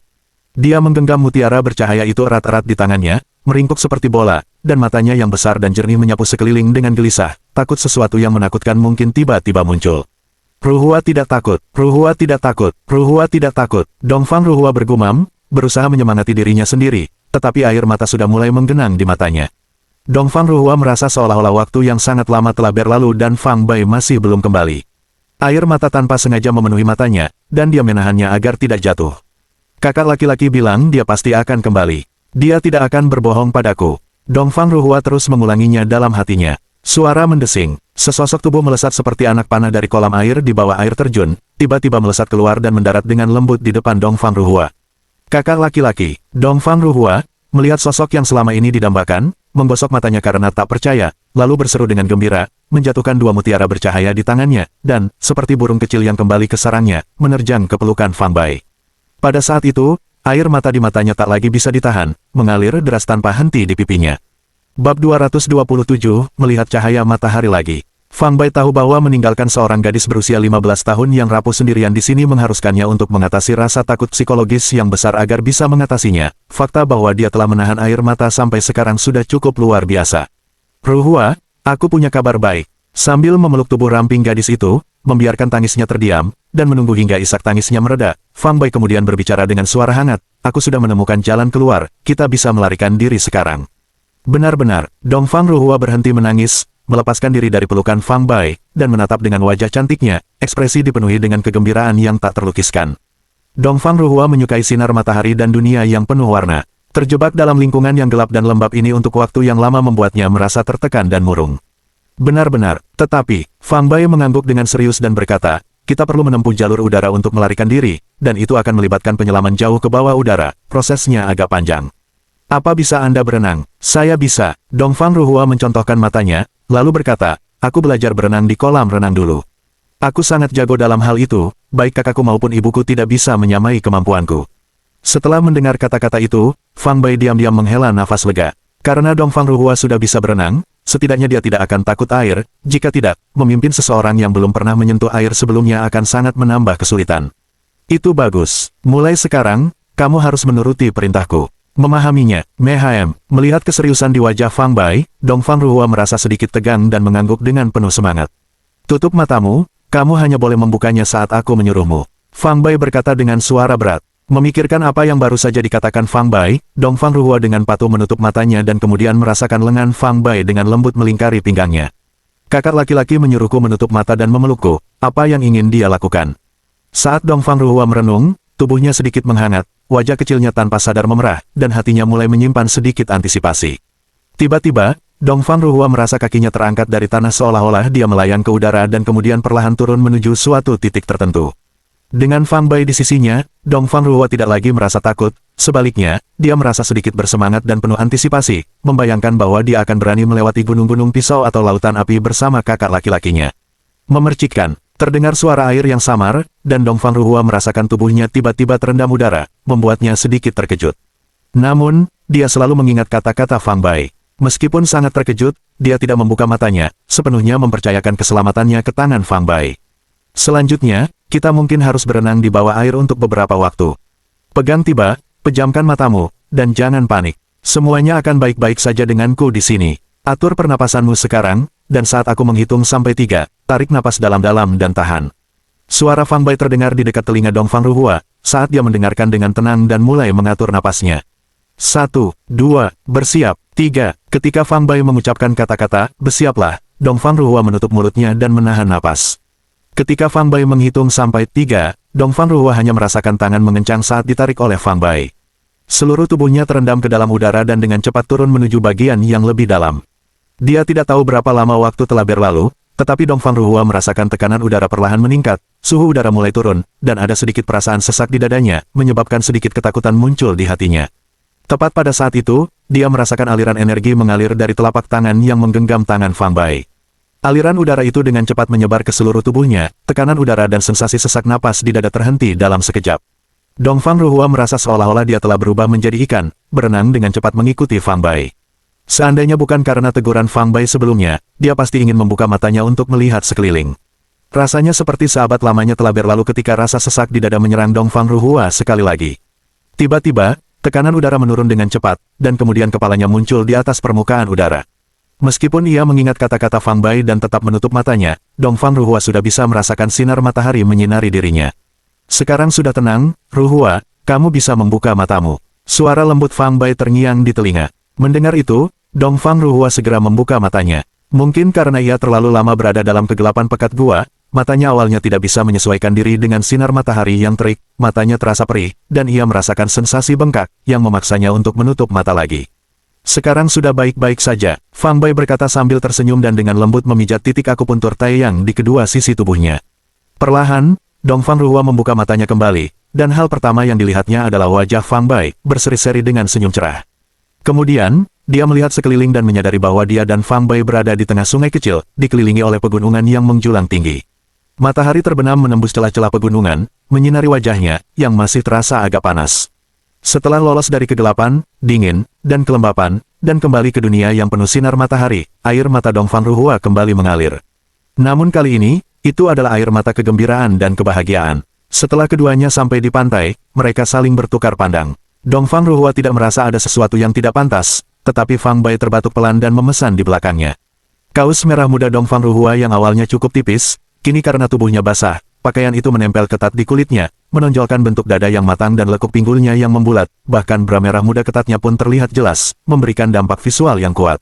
Jika ia berhadapan dengan seorang wanita dewasa, Fang Bai tidak akan memperhatikan sosoknya yang menarik dan postur tubuhnya yang anggun. Tetapi karena Dongfang Ruhua hanyalah seorang gadis berusia 15 tahun, ia merasa tidak pantas untuk diawasi. Pergilah ke belakang batu besar itu dan ganti pakaianmu yang basah, pakailah bajuku ini untuk sementara. Fang Bai dengan santai mengeluarkan satu set pakaian bersih dari cincin spasialnya dan menyerahkannya kepada Dongfang Ruhua sambil membelakanginya, lalu berjalan agak jauh dengan tangan di belakang punggung.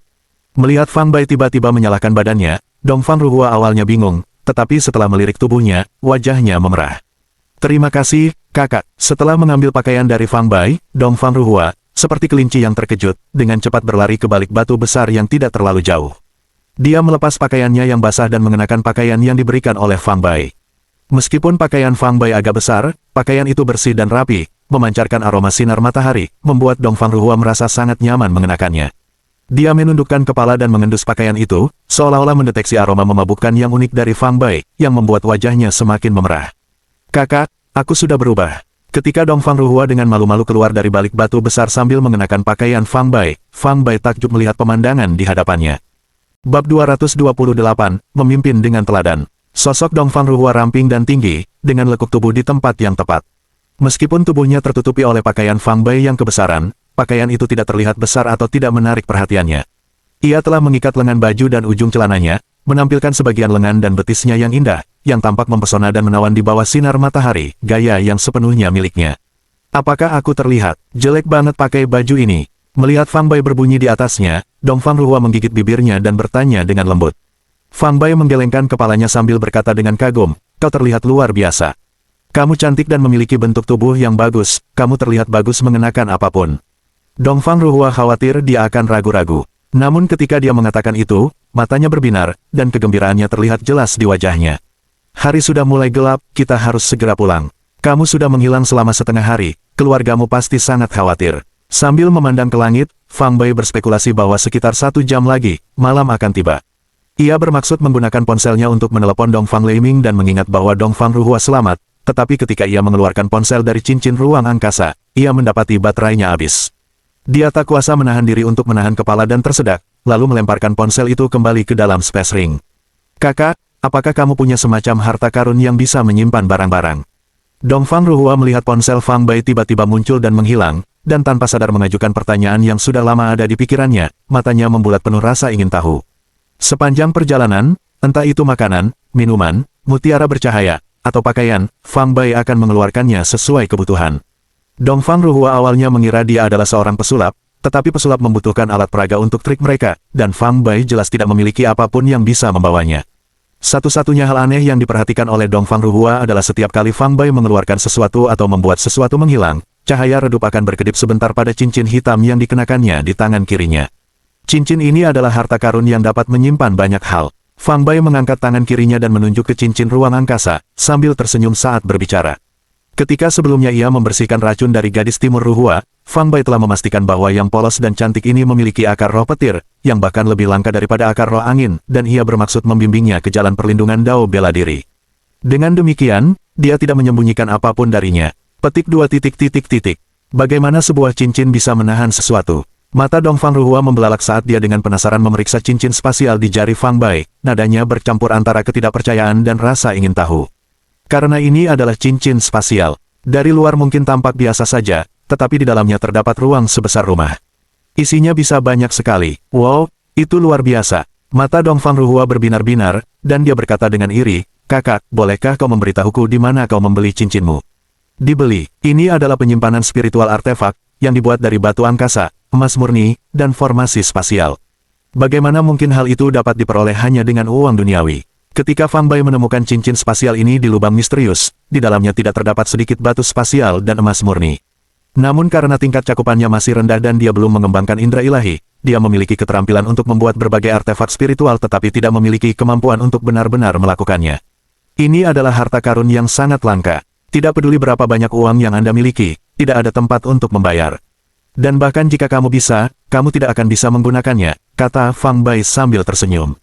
Demikian, Dongfang Ruhua berkedip, bingung mengapa Fang Bai bisa menggunakannya, sedangkan dia tidak bisa. Namun, dia memiliki semacam kepercayaan buta pada Fang Bai. Karena dia mengatakan demikian, pasti ada keinginan. Karena kamu bukan seorang seniman bela diri, dan kamu juga tidak memahami formasi spasial. Ah, kamu tidak akan mengerti hal-hal ini bahkan jika aku menjelaskannya padamu sekarang. Oh, Dongfang Ruhua merasa agak kecewa. Katakan pada kakak, apakah kamu suka seni bela diri? Fang Bai menatap Dongfang Ruhua dengan penuh harap. Jika Dongfang Ruhua mengangguk, dia bisa langsung memberikan metode mekanisasi dao bela diri padanya. Dalam kehidupan sebelumnya sebagai kaisar perang yang tak terkalahkan, pikiran Fang Bai menyimpan ribuan teknik transmisi yang beragam, termasuk teknik petir yang cocok untuk para praktisi bela diri akar roh petir. Aku tidak menyukainya. Dongfang Ruhua adalah gadis baik-baik yang selalu menentang kegiatan kekerasan dan pembunuhan, dan dia meyakinkan kepalanya menanggapi saran tersebut. Kenapa kamu tidak menyukainya? Bukankah itu menandakan memiliki kemampuan bela diri yang hebat? Itu sangat mengesankan. Kekerasan dan pembunuhan adalah hal yang sangat kejam dan brutal. Namun terkadang, seni bela diri juga dapat digunakan untuk membantu orang lain dan melakukan banyak perbuatan dengan baik. Fang Bai merasa perlu membimbing gadis kecil yang sederhana dan baik hati ini, lalu berbicara dengan serius, apakah kamu masih ingat saat kamu dan kakekmu diserang di tengah hujan lebat? Jika aku tidak menguasai seni bela diri, aku tidak akan bisa menyelamatkanmu. Apa yang akan terjadi padamu dan kakekmu saat itu? Dongfang Ruhua terkejut dan sedikit pucat saat mengingat kejadian itu, jelas masih trauma. Selama kejadian itu, konvoi mereka diserang oleh orang-orang bersenjata, dan dia menyaksikan para pengawal terbunuh satu persatu. Dongfang Ruhua merasa putus asa seolah-olah hari berhenti telah tiba. Kemudian Fang Bai datang bagaikan dewa yang turun dari langit, mengalahkan para penembak, dan melemparkan mereka ke sungai, menyelamatkan nyawa dirinya dan kakeknya. Sudah pasti bahwa jika Fang Bai hanyalah orang biasa tanpa pengetahuan bela diri, bukan hanya kakeknya dan dia yang akan meninggal, tetapi Fang Bai sendiri pun tidak akan selamat. Ambil contoh kejadian hari ini. Jika kau memiliki kemampuan bela diri yang hebat, mungkin kedua pengawalmu tidak akan mati. Benar, Fang Bai terus membujuk Dongfang Ruhua dengan lembut. Dongfang Ruhua adalah pemilik akar roh petir yang langka, dan dia benar-benar tidak ingin melewatkan jenius jalan bela diri seperti itu. Setelah berpikir sejenak, Dongfang Ruhua merasa kata Fang Bai sangat masuk akal. Dia ragu sejenak sebelum bertanya, kakak, jika aku belajar bela diri, bisakah kakak mengajariku? Fang Bai sudah menunggu dia mengatakan ini. Dia tersenyum dan mengangguk, tentu saja, saya bisa. Ketika kau menjadi seorang ahli bela diri, dan aku mampu membongkar artefak spiritual, aku akan memberikan cincin seperti ini. Jadi, itu sebuah janji. Dongfang Ruhua melompat kegirangan. Cincin ajaib yang bisa menyimpan barang masih sangat menarik baginya. Setelah itu, Fang Bai beberapa kali mendemonstrasikan cara mengambil dan menyimpan barang dari dan ke dalam cincin spasial, yang membuat Dongfang Ruhua terpukau dan bersemangat. Awalnya ia menolak seni bela diri, namun kemudian berubah menjadi keinginan yang kuat untuk mempelajarinya. Mari kita tinggalkan pegunungan dulu dan hubungi keluargamu agar mereka tidak khawatir. Mengenai memahamimu seni bela diri, kita akan bermimpi setelah kita keluar nanti. Melihat bahwa ia berhasil membangkitkan minat Dongfang Ruhua, Fang Bai mengambil alih kekuasaan untuk menahan kegembiraan di dalam hatinya. Bagi Fang Bai, meskipun dunia ini berisi dunia bela diri kuno dan banyak kultivator bela diri kuno, seni bela diri yang mereka praktikkan pada dasarnya berbeda dari dao bela diri miliknya. Tanpa adanya pemahaman yang sepemikiran, Fang Bai merasa kesepian di dunia ini, hingga ia secara bertahap menemukan beberapa pemilik akar spiritual bawaan, yang membuatnya menyadari bahwa ia tidak sendirian dalam perjalanannya. Fang Bai memutuskan untuk memimpin para pemilik akar spiritual bawaan ini ke aula jalan bela diri, agar perjalanan menempuhnya yang panjang di masa depan tidak terlalu sepi dan membosankan. Bab 229, Surga Tersembunyi. Di hadapan Dongfang Ruhua, Fang Bai tidak lagi menyembunyikan kekuatan sebenarnya. Sambil menggenggam tangan mungilnya, dia dengan cepat menyusuri sungai, berharap dapat meninggalkan daerah pegunungan dan bertemu dengan orang-orang dari keluarga Dongfang sebelum gelap. Saat mereka melewati jurang yang sempit, Fang Bai tiba-tiba merasakan yuan sejati yang kuat. Dengan perasaan terkejut, dia membawa Dongfang Ruhua ke dalam jurang. Kakak besar, tidak ada jalan lagi di depan. Setelah memasuki jurang dan berjalan lebih dari 100 meter, Dongfang Ruhua menunjuk ke dinding batu di depannya dan berbicara. Fang Bai menatap tembok batu yang menghalangi jalan mereka, matanya berbinar-binar penuh kegembiraan. Bukannya tidak ada jalan, tetapi seseorang telah memasang formasi. Apa yang Anda lihat sebagai dinding gunung hanyalah ilusi. Hehe, bagaimana mungkin formasi sederhana ini bisa menghentikanku? Dia menarik oriental Ruhua yang mengganggu dinding batu. Setelah mengamati dengan saksama sejenak, wajahnya menunjukkan ekspresi menyadari sesuatu. Dia mulai mengalirkan yuan sejati miliknya dan memukul terus-menerus menghantam dinding batu. Dongfang Ruhua menyaksikan tinju Fang Bai yang dahsyat dan ganas menghantam dinding batu, namun seolah-olah mengenai tumpukan kapas yang lembut, menancap dalam-dalam ke dinding. Selain itu, terdengar suara gemuruh yang terus-menerus dari dalam dinding, membuatnya tercengang, tidak mampu memahami apa yang sedang terjadi. Dengan pukulan terkuat Fang Bai, Dongfang Ruhua merasakan tanah di bawahnya tiba-tiba bergetar, dan dinding batu di depannya secara ajaib menghilang, menampilkan sebuah lembah yang luas. Sebelum Dongfang Ruhua sempat berteriak kaget, dia sudah ditarik oleh Fang Bai ke lembah. Lembah yang luas itu dipenuhi bunga dan pepohonan, tersusun secara alami dan indah. Kupu-kupu warna-warni berterbangan di antara bunga-bunga, hewan-hewan kecil yang lucu muncul dan menghilang di antara rerumputan pembohong, suara burung-burung yang tadi kenal terdengar riang dari dahan-dahan di kejauhan, di tebing-tebing yang jauh, orang bisa melihat air terjun yang mengkes kading. Sebuah rumah bambu hijau kecil berdiri anggun di dataran tinggi di tengah lembah, dikelilingi oleh kabut tipis yang berhembus dan melayang di sekitarnya.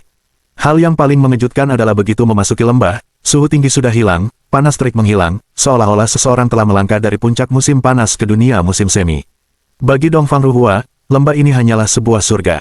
Namun bagi Fang Bai, lembah ini adalah tempat cocok ditanam yang ditinggalkan oleh seorang petani. Bunga dan tanaman yang berlimpah itu sebenarnya adalah obat spiritual yang berharga, dengan yang termuda berusia lebih dari 100 tahun, dan sebagian besar telah mencapai usia 2 hingga 300 tahun. Hewan-hewan kecil yang berkumpul di antara rerumputan pembohong mungkin sering menggerogoti obat-obatan spiritual ini, dan mereka pun memiliki kecerdasan spiritual. Melihat orang-orang masuk, mereka tidak takut dan bahkan berkumpul di sekitar mereka berdua. Kabut tipis yang melayang di sekitar rumah bambu kecil itu adalah energi asal langit dan bumi yang terkondensasi di sana. Karena seseorang telah membangun sebuah formasi di lembah itu, energi asal terkunci di dalamnya, berkumpul tanpa menyebar. Jika seseorang bisa duduk di rumah bambu untuk berlatih, menyerap energi asal langit dan bumi di sekitarnya dan mengonsumsi obat spiritual dari lembah, itu akan menjadi mimpi yang menjadi kenyataan bagi setiap seniman bela diri. Seandainya ini adalah kehidupan sebelumnya, tempat terpanas seperti ini tidak akan menarik bagi Fang Bai. Namun sekarang, dia sangat gembira. Sumber daya berpikir di cincin luar angkasanya hampir habis. Dia mengira bahwa budidaya tanamannya akan memasuki masa pertumbuhan yang lambat. Namun, secara tak sengaja, ia menemukan tempat yang sangat baik di sini. Jika ia dapat terus cocok ditanam di sini pada masa mendatang, ia pasti akan mencapai hasil yang jauh lebih cepat. Apakah aku sedang bermimpi? Dongfang Ruhua berdiri di tengah bunga dan tanaman, menggosok matanya dengan kuat. Dia memandang sekeliling dunia kecil yang indah ini yang tampaknya hanya ada dalam mimpi dan memeluknya sendiri. Tiba-tiba, dia merasakan gatal di kakinya. Saat ia menunduk, terlihat seekor kelinci putih salju yang dengan penuh kasih sayang menggesekkan moncongnya ke kakinya. Wah, kelinci kecil yang lucu sekali. Dongfang Ruhua menggendong kelinci putih kecil di lengannya, bermain-main dengannya dengan gembira. Dongfang Ruhua berbaur dengan hewan-hewan kecil di lembah dan sangat menikmati dirinya sendiri, sementara melihat Fang Bai terletak di rumah bambu kecil di tengah lembah. Dari rumah bambu kecil itu, dia juga merasakan getaran energi esensi dan menduga pasti ada beberapa harta karun di dalamnya. Biasanya, ketika seorang cabang meninggalkan tempat latihannya, mereka akan meninggalkan beberapa sumber daya yang diarahkan ke tempat mereka yang dimaksudkan untuk tujuan tersebut. Misalnya, Fang Bai di kehidupan sebelumnya, dalam proses menjadi kaisar abadi, meninggalkan banyak sumber daya terobosan di dunia cermin sebelum naik ke alam tersebut, serta di alam abadi setelah kenaikannya, batu esensi, artefak spiritual, eliksir, teknik cermin, dan lain-lain, untuk mereka yang diubah. Setelah bereinkarnasi di dunia ini dengan merebut tubuh baru, Fang Bai bahkan berpikir bahwa jika suatu hari dia bisa kembali ke dunia cerminan dan alam abadi, dia pasti akan mengikuti ingatan kehidupan sebelumnya untuk mencari barang-barang itu. Barang-barang yang bisa dibuang begitu saja di kehidupan sebelumnya, kini memandang Fang Bai sebagai harta yang tak bernilai harganya. Sambil memandang Oriental Ruhua yang masih bermain-main dan mengejar hewan-hewan kecil dengan gembira, Fang Bai tak kuasa menahan tawa kecil dan melangkah menuju rumah bambu kecil itu. Rumah bambu itu hanya berisi sebuah kursi bambu, sebuah meja bambu, dan sebuah tempat tidur bambu, sangat sederhana, tetapi sangat bersih. Di atas meja bambu terdapat beberapa botol eliksir dan beberapa metode budidaya, serta sebuah catatan. Setelah membaca catatan itu, Fang Bai menemukan bahwa lembah tersebut adalah tempat pengiklanan seorang seniman bela diri bawaan. Seniman bela diri bawaan itu telah meninggalkan tempat ini lebih dari 500 tahun yang lalu selama masa-masa sulit ketika energi spiritual dunia melemah dan hukum dunia berubah, untuk mencari dunia lingkaran yang legendaris. Beberapa botol eliksir yang ditinggalkan oleh seniman bela diri bawaan itu masing-masing adalah janji, pil pengumpul roh, sebuah pil penciptaan, dan sebuah pil pembersih sumsum. Botol ketiga itu berisi ramuan tingkat menengah, yang jauh lebih efektif daripada pil roh tingkat rendah yang diperoleh Fang Bai sebelumnya. Berbagai metode emisi tersebut juga merupakan teknik bawaan yang ampuh dan hebat. Di dunia ini, teknik-teknik yang dikembangkan oleh para seniman bela diri di dunia bela diri kuno semuanya adalah teknik yang diperoleh yang jika dibandingkan dengan teknik bawaan, sangat berbeda seperti langit dan bumi, sama sekali tidak dapat dibandingkan. Bisa dibayangkan jika teknik bawaan muncul di dunia bela diri kuno, hal itu pasti akan menyebabkan kegemparan di antara para praktisi bela diri, yang berakhir pada pertumpahan darah. Namun, pikiran Fang Bai dipenuhi dengan teknik-teknik yang ampuh, mengeluarkan salah satu dari teknik tersebut akan jauh melampaui beberapa teknik bawaan yang ada di atas meja bambu. Oleh karena itu, dia bahkan tidak melirik teknik-teknik itu dan dengan santai melemparkannya ke dalam cincin spasialnya, untuk diberikan kemudian. Namun, beberapa botol eliksir itu sangat berguna bagi Fang Bai, yang sangat ingin meningkatkan tingkat penetrasinya, terutama pil pengumpul roh, yang sangat dia hargai seolah-olah itu adalah permata yang tak ternilai harganya. Sesuai dengan namanya, pil pengumpul semangat, adalah ramuan yang dimaksudkan untuk memperkuat indera ilahi seorang seniman bela diri. Kesadaran ilahi mengacu pada kesadaran spiritual, dan bagi seorang seniman bela diri, kepentingannya tidak kalah pentingnya dengan Yuan sejati. Setelah Fang Bai mengembangkan indera ilahinya, dia dapat melakukan banyak hal yang sebelumnya mustahil, seperti memperkenalkan artefak spiritual, eliksir, mengukir jimat dan azimat, dan itu juga akan memungkinkan inderanya menjangkau jangkauan yang jauh lebih luas. Bab 230, Buah Petir. Dalam keadaan normal, seorang seniman bela diri hanya dapat memadatkan kesadaran ilahi setelah tingkat terpanasnya mencapai alam bawaan. Tetapi Fang Bai adalah kaisar abadi yang terlahir kembali melalui kerasukan, dan kesadaran spiritualnya jauh lebih kuat daripada alam dan tingkat terpanaskannya saat ini. Dengan bantuan pil pengumpul roh, Fang Bai yakin dia bisa memadatkan seuntai kesadaran ilahi. Dan dengan bantuan tawaran pil penciptaan, tingkat menengah itu, Fang Bai juga sangat yakin bahwa tingkat kemajuannya dapat naik ke tingkat berikutnya. Sedangkan pil pembersih sumsum tingkat menengah, pil ini kurang bermanfaat bagi Fang Bai, yang memiliki tubuh sejati kekacauan. Tetapi bagi orang biasa atau praktisi bela diri, pil ini dapat meningkatkan fisik mereka secara signifikan. Fang Bai menyimpan botol ketiga ramuan itu di cincin spasialnya, lalu melangkah keluar dari rumah bambu. Melihat Dongfang Ruhua bermain riang dengan sekelompok hewan kecil, dia tidak mendekat untuk mengganggunya. Sebaliknya, dia berkeliling lembah, mengagumi berbagai obat-obatan spiritual. Lembah itu dipenuhi berbagai macam obat-obatan spiritual, jumlahnya mencapai puluhan ribu, yang membuat Fang Bai terpesona. Dia berpikir bahwa jika dia menemukan tempat ini lebih awal, dia tidak perlu meminta Bai Lizan mengirim nyawanya ke sekte tersembunyi untuk memetik bunga pemakan manusia. Di bagian utara lembah, dekat air terjun yang mengalir, Fang Bai menemukan buah petir berusia 300 tahun. Buah petir, ini tingginya lebih dari 1 meter, dengan bentuk dan warna yang sangat aneh. Rantingnya berwarna hitam, daunnya berwarna putih, dan buahnya berwarna ungu. 9 buah seukuran kepalan tangan telah matang, menggantung di cabang dan dedaunan yang kokoh, memancarkan aroma buah yang kaya dan menyegarkan hanya dengan menghirupnya. Buah petir, baik di dunia cermin maupun di alam abadi, dianggap sebagai obat spiritual yang sangat langka. Sayangnya, jurus ini hanya cocok untuk para praktisi bela diri yang memiliki akar roh petir. Jika praktisi bela diri lain yang mengonsumsinya, mereka yang memiliki kekuatan lebih lemah dapat menderita ledakan meridian, dengan konsekuensi yang tak terbayangkan. Sebagai seseorang yang memiliki tubuh akar roh segala sesuatu, hampir semua obat spiritual dapat dimakan oleh Fang Bai. Oleh karena itu, saat melihat 9 buah petir berwarna ungu seukuran kepalan tangan itu, matanya berbinar gembira. Dia memetik ke-9 buah petir dan menemukannya ke dalam cincin spasialnya, lalu kembali menuju rumah bambu kecil itu. Ruhua, kemarilah, panggilnya. Berdiri di depan rumah bambu kecil itu, Fang Bai memposisikan tangan ke arah Dongfang Ruhua. Dongfang Ruhua meletakkan kelinci putih kecil yang dipegangnya ke tanah lalu melompat ke arah Fang Bai, sambil berkata dengan manis, "Kakak, apakah kamu membutuhkan sesuatu dariku?" Fang Bai melirik ke langit dan berkata, "Hari sudah mulai gelap, mari kita bermalam di sini, dan kita bisa berangkat besok, oke?" "Oke." Dongfang Ruhua, yang sedang bermain dengan kegembiraan bersama sekelompok hewan kecil yang lincah dan menggemaskan, tentu saja tidak ingin pergi, dan menyambut baik saran tersebut. "Jika kau ingin menjadi seorang ahli bela diri, maka masuklah ke dalam rumah bersamaku," kata Fang Bai sambil berbalik dan memasuki rumah bambu itu. Meskipun Dongfang Ruhua sangat ingin bermain dengan hewan-hewan itu sedikit lebih lama, dia khawatir Fang Bai akan marah dan dengan berat hati meniru tangan menirukan selamat tinggal kepada hewan-hewan itu, lalu mengikuti Fang Bai dari dekat masuk ke dalam rumah bambu. "Pertama, duduklah bersila di atas kasur bambu," instruksi Fang Bai sambil menunjuk ke kasur bambu tersebut. Dongfang Ruhua tersipu memikirkan sesuatu, tapi tetap patuh berjalan ke tempat tidur bambu, melepas sepatunya, duduk bersila, lalu menatap Fang Bai dengan mata lebar. "Kau memiliki akar roh petir yang langka, seorang jenius bela diri. Namun sebelum Anda dapat mulai mengembangkan suatu teknik, Anda harus terlebih dahulu menjalani pembersihan sumsum tulang untuk mengubah fisik Anda, dan kemudian Anda akan dapat mengembangkan metode yang akan saya ajarkan kepada Anda. Ambil pil ini dan makanlah," kata Fang Bai sambil menyerahkan pil pembersih sumsum, kelas menengah kepada Dongfang Ruhua. Meskipun dia tidak mengerti apa arti akar roh petir atau pembersihan sumsum, karena kepercayaan mutlak pada Fang Bai, Dongfang Ruhua tanpa ragu menerima pil itu dan menelannya dalam sekali teguk. Matahari terbenam di barat, dan malam mulai menjelang. Di rumah bambu kecil di lembah itu, Dongfang Ruhua duduk bersila di atas kasur bambu, seluruh dirinya memasuki keadaan seperti trans. Perlahan-lahan seluruh tubuhnya mengeluarkan semacam zat hitam yang menyerupai noda minyak, yang hampir menutupi kulitnya yang seputih salju dan halus. Ini adalah efek dari kotoran dalam tubuh yang dikeluarkan secara paksa oleh kekuatan pengobatan setelah mengonsumsi pil pembersih sumsum tulang. Setelah kotoran di dalam tubuhnya benar-benar dihilangkan, tubuhnya akan mengalami transformasi yang luar biasa dibandingkan dengan orang biasa. Beberapa saat kemudian, Dongfang Ruhua menghela nafas lega saat ia keluar dari keadaan yang sedang terjadi.